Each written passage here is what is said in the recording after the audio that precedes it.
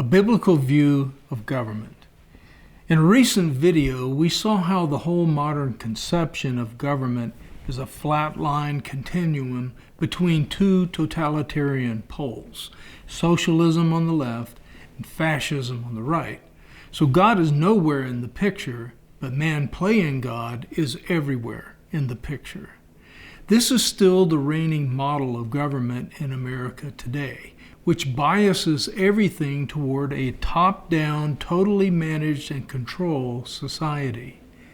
Which raises the question, what would a biblical conception of government and society look like?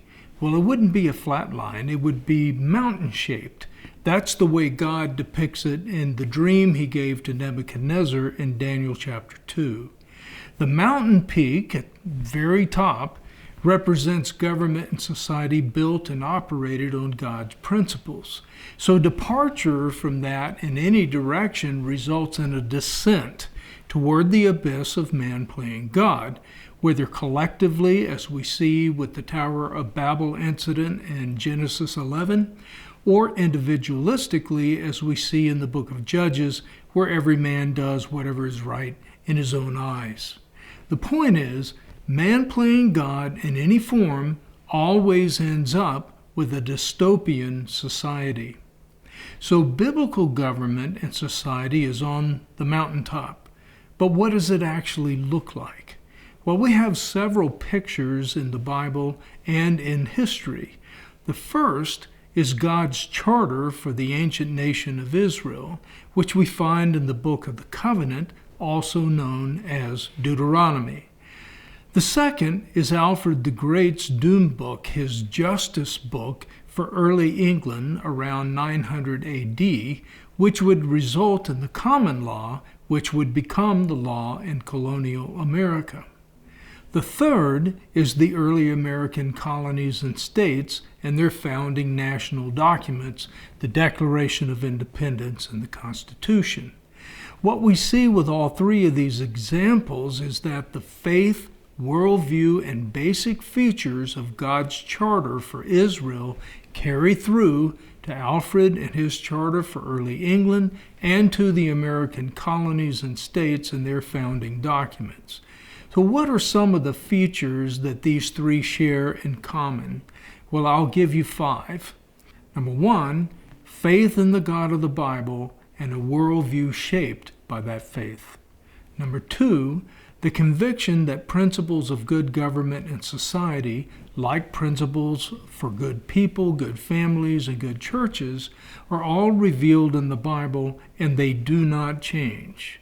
Number 3, the conviction that all human authority in civil government, in the church, and in the family is strictly limited by God to serve the purposes for which He established it and to serve the people under it. Number 4, the conviction that man is fallen, constantly tempted toward corruption, especially in positions of power, and that perfection is not attainable in this life. Number 5, the conviction that human freedom and flourishing is only attainable and sustainable for a people of faith in God who strive for goodness as God defines it. In accordance with these convictions, all human authorities in Israel, in early England, and in early America were underneath the supreme law of the land. That's the Book of the Covenant in Israel, Alfred's Justice Book in early England, and the Declaration of Independence and Constitution in America. All human authorities in family, church, community, and state were expected to fulfill their responsibilities, neither shirking them nor overreaching into the responsibilities of other authorities, and all working together for the same goal of a good and blessed society. All human authorities are to serve God above and the people who are underneath them and are to be blessed by them. When it comes to America, It's helpful to look at the work of Randy Barnett. He's a constitutional law professor at Georgetown University Law School and one of the leading authorities on our founding documents.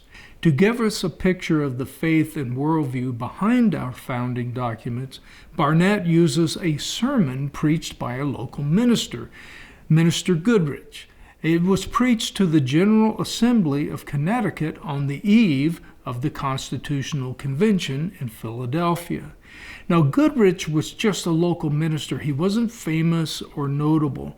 That's important because it means the viewpoint he expressed was unremarkable. It was widely shared by the people and the officials. Goodrich began by painting a picture of America as a kind of New Jerusalem, bound by covenant and under God's rule.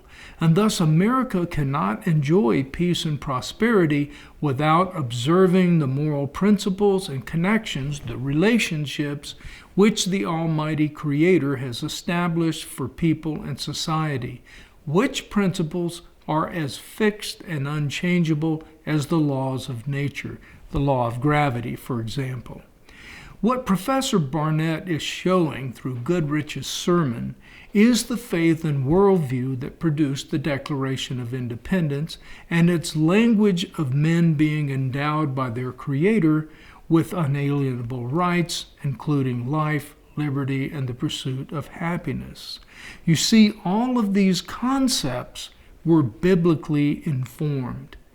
Why does man have an unalienable right to life? Because he's made in the image of God, and thus only God can authorize the taking of human life. Why does man have an unalienable right to liberty? Because, once again, he's made in the image of God, and so he is made to be free. Not free to do whatever he pleases, but free to imitate the character of God in whose image he is made. This is another picture of biblical life, society, and government. Unfortunately, modern America has not held on to its roots, and so it has already descended a long way toward a dystopian reality. We need to get back on the top of the mountain, and the only way to do that is if God grants us repentance and faith toward Him, so that we recover the faith and worldview that produced our founding documents in the first place. May God so grant it. Until the next time, this is Pastor Allen reminding you that Jesus Christ is Lord. May His blessing and protection be upon you and your family.